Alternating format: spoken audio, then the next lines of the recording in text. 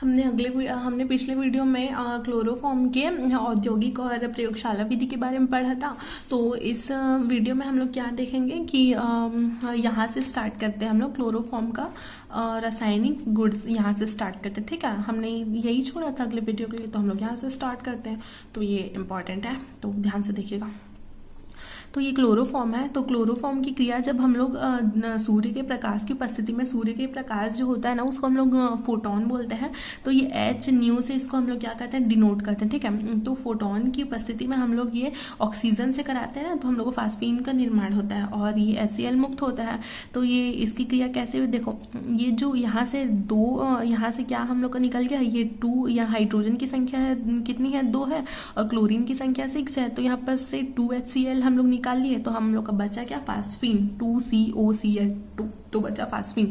तो फास्फीन की उपस्थिति के आधार पर क्लोरोफॉर्म को ना 2 टाइप में बांटा गया है। तो पहला होता है इसमें क्या, साधारण क्लोरोफॉर्म होता है, और दूसरा होता है क्या, शुद्ध क्लोरोफॉर्म होता है।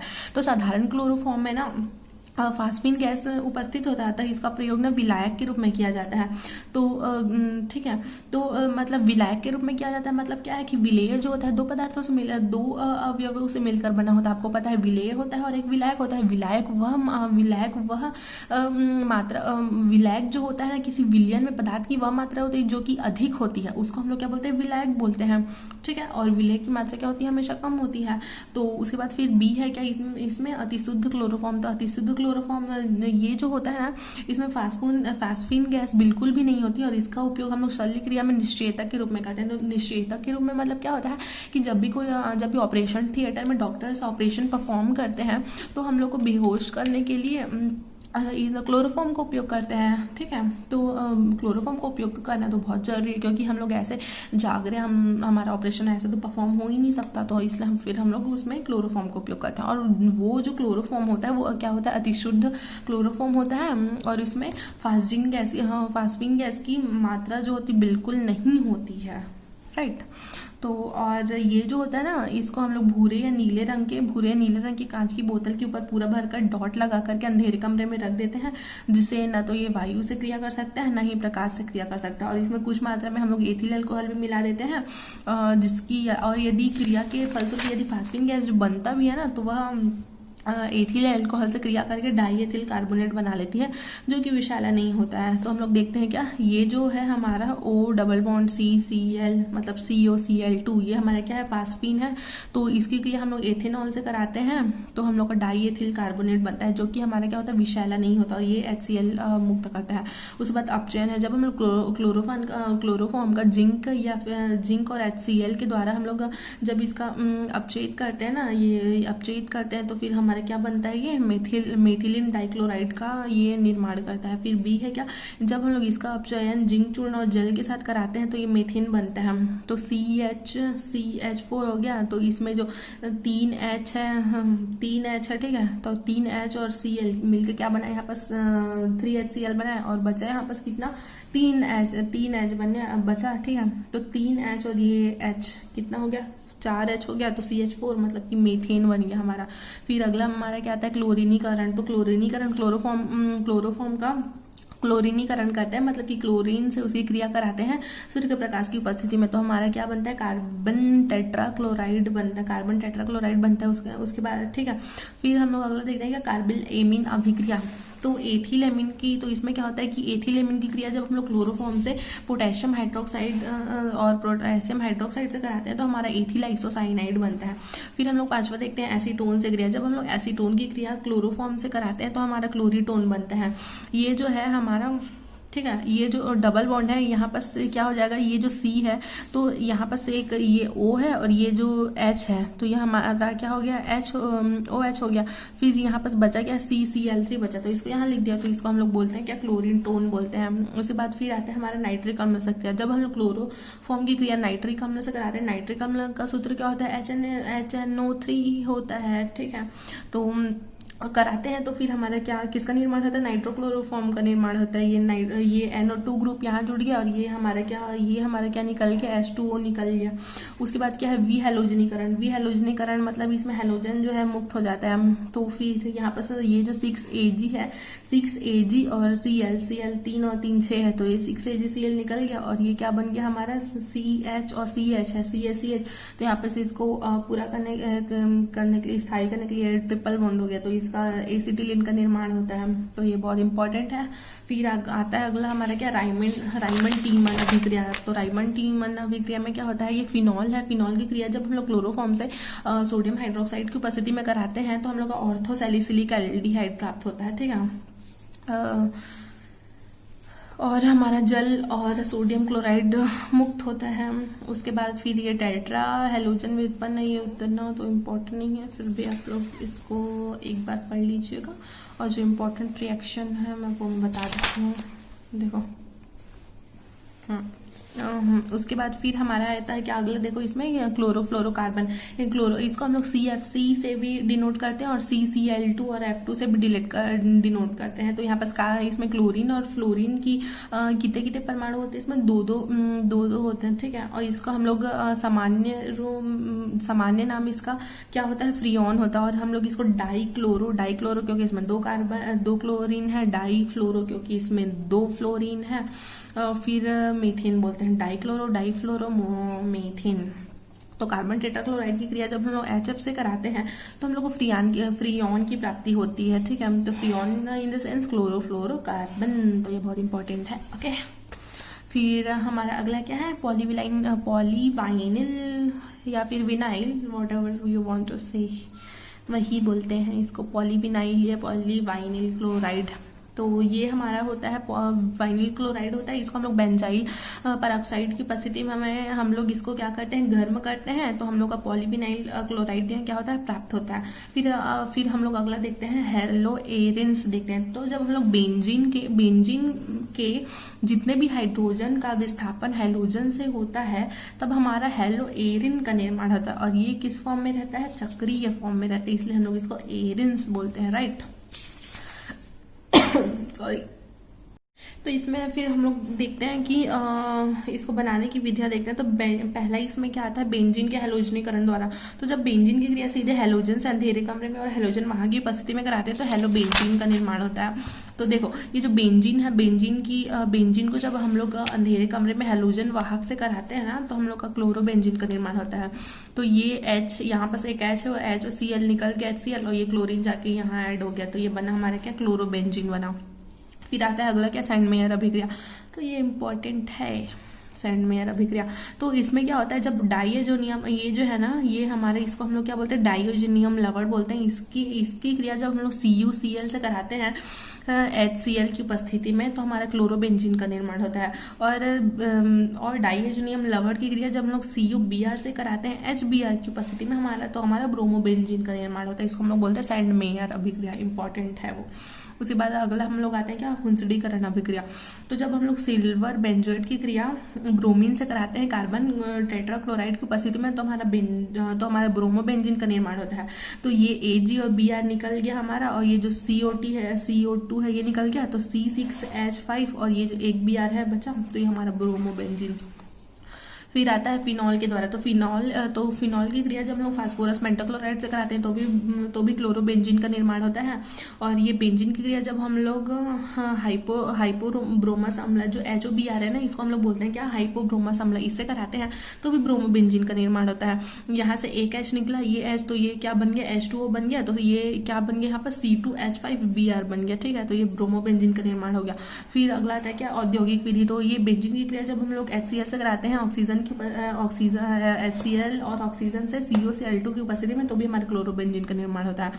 उसके बाद फिर हम लोग देखते हैं क्या, इसका भौतिक गुण। तो भौतिक गुण भी इंपॉर्टेंट है भाई, 3 नंबर का तो आता ही है, तो देख लेना एक बार, राइट। तो देखते हैं इसका गलनांक क्या बोलता है। तो जब पैराडाइक्लोरोबेंजीन का गलनांक जो होता है वो मेटा डाइक्लोरोबेंजीन की तुलना में अधिक होता है, क्योंकि पैराडाइक्लोरोबेंजीन के अणु अपने क्रिस्टल जालक में अपेक्षाकृत अधिक सममित रूप से जुड़े हुए रहते हैं। तो देखो इसमें क्या बोलता है, ये जो ऑर्थो डाइक्लोरो, ये जो है ऑर्थो डाइक्लोरोबेंजीन है, मेटा डाइक्लोरोबेंजीन, और ये क्या है, पैरा डाइक्लोरोबेंजीन है। तो इसका जो मेल्टिंग पॉइंट है, इसका गलनांक -70 डिग्री सेल्सियस, इसका होता है मेल्टिंग पॉइंट -24 डिग्री सेल्सियस, इसका होता है मेल्टिंग पॉइंट 52 डिग्री सेल्सियस। और ये जो होता है, इसके जो अणु होते हैं वो अपने क्रिस्टलीय जालक में अधिक सम्मित रूप से व्यवस्थित होते हैं, ये पैरा डाइक्लोरोबेंजीन के। फिर हम लोग रासायनिक गुण देखते हैं, रासायनिक गुण भी इसमें इम्पॉर्टेंट है, तो ध्यान रखिएगा। तो इसमें देखते हैं कि एरोमेटिक हैलोजन यौगिक की क्रियाशीलता जो होती है वो एलिफैटिक हैलोजन की तुलना में कम होती है। तो क्यों कम होती है, देखो पहले देखते हैं हम लोग, पहले इसका कारण देखते हैं।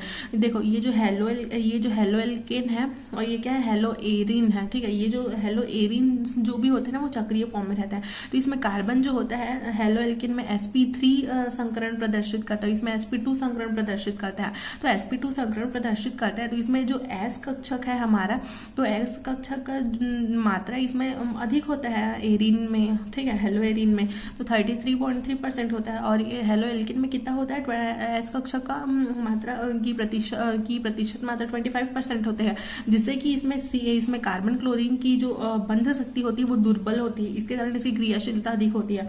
और वैसे इसमें कार्बन क्लोरीन की बंध शक्ति जो होती है प्रबल होती है, इसलिए इसकी जो क्रियाशीलता का मान होती है अधिक होती है, कम होती है, सॉरी। फिर सेकंड होता है क्या, अनुनाद के कारण। तो अनुनाद के कारण जो होती है उसकी बंध लंबाई के मान में कमी हो जाती है, ठीक है। CCl बंध की लंबाई के मान में कमी आ जाती है, तो कार्बन और क्लोरीन के मध्य द्विबंध का गुण आ जाता है, तो इसलिए क्रियाशीलता हेलो एल्केन से इसकी कम होती है। तो फिर अगला हम लोग देखते हैं कि NaOH से क्रिया, जब हम लोग क्लोरोबेंजीन की क्रिया सोडियम हाइड्रोक्साइड से कराते हैं तो फिनॉल का निर्माण होता है, और ब्रोमोबेंजीन की क्रिया जब हम लोग सोडियम मेथॉक्साइड से कराते हैं तो मेथिल फेनिल ईथर का निर्माण होता है, इसको हम लोग एनिसॉल भी बोलते हैं। और जब क्लोरोबेंजीन की क्रिया जब हम लोग अमोनिया से कराते हैं तो एनिलीन या फिर एमिनोबेंजीन का निर्माण होता है। कॉपर साइनाइड क्लोरोबेंजीन की क्रिया जब हम लोग कॉपर साइनाइड CuCN2 से कराते हैं तो साइनोबेंजीन का निर्माण होता है। फिर अगला आता है कि हमारा फिटिंग अभिक्रिया is the most important, okay. तो फिर देखते हैं, देखो ये C2H5Cl क्लोरोबेंजीन है, क्लोरोबेंजीन की क्रिया हम लोग ये सोडियम से कराते हैं तो ये 2 तो यहाँ पर हमारा क्या निकला, देखो ये 2Na है और Cl है, तो ये 2NaCl हुआ। तो फिर यहाँ पर C2H5 और C2H5, तो 2 C2H5 बचा हमारा, तो ये दोनों मिलकर क्या बनाते हैं, डाइफेनिल बनाते हैं। फिर अगला आता है कि हमारा वुड्स फिटिंग अभिक्रिया, तो ये भी बहुत इंपॉर्टेंट है।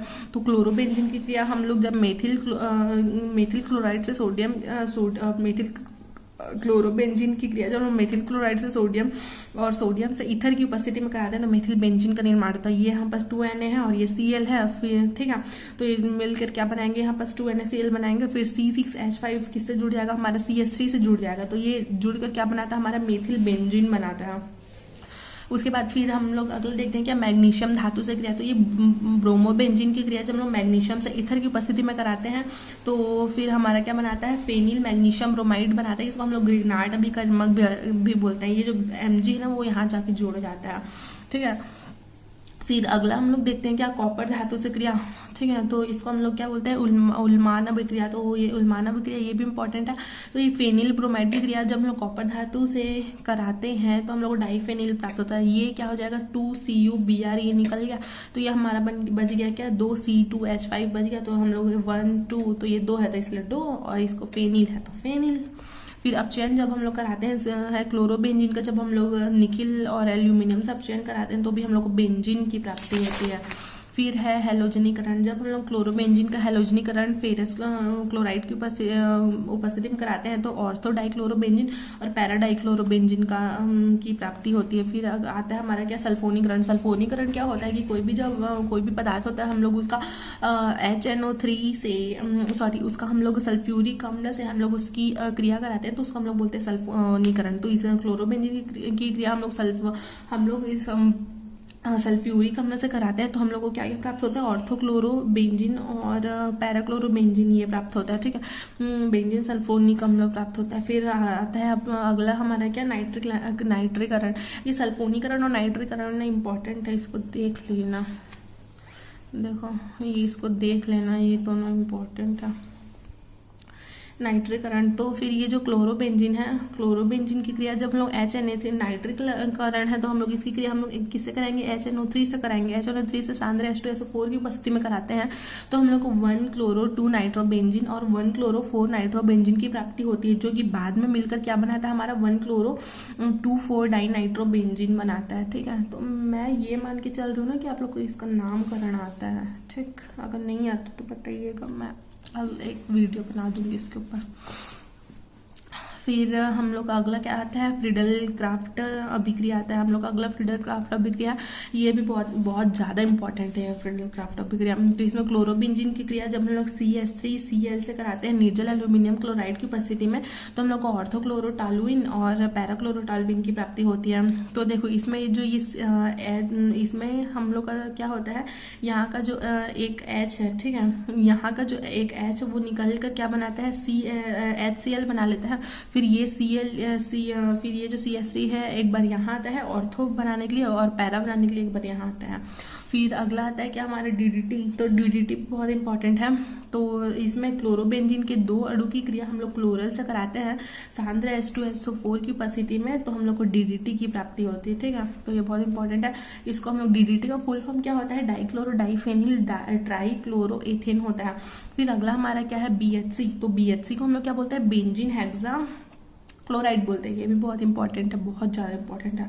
तो बेंजीन की क्रिया जब हम लोग क्लोरीन से सूर्य के प्रकाश की उपस्थिति में कराते हैं तो हम लोग को BHC की प्राप्ति होती है। BHC को हम लोग क्या बोलते हैं, गैमेक्सेन भी बोलते हैं या फिर हम लोग इसको 666 भी बोलते हैं। तो 666 क्यों बोलते हैं, इसमें कार्बन हाइड्रोजन और क्लोरीन की संख्या देखो कितनी कितनी है, 6 है ना, इसलिए हम लोग इसको 666 भी बोलते हैं। राइट, और इसकी जो संरचना होती है ना वो इस प्रकार से होती है, तो बहुत इंपॉर्टेंट है। तो चलो आज का लेक्चर खत्म करते हैं। तो ये खत्म हो गया ये भी चैप्टर। Tata bye. और अच्छा लगा हो वीडियो तो लाइक कीजिएगा, शेयर कीजिएगा, सब्सक्राइब कीजिएगा। Thank you so much.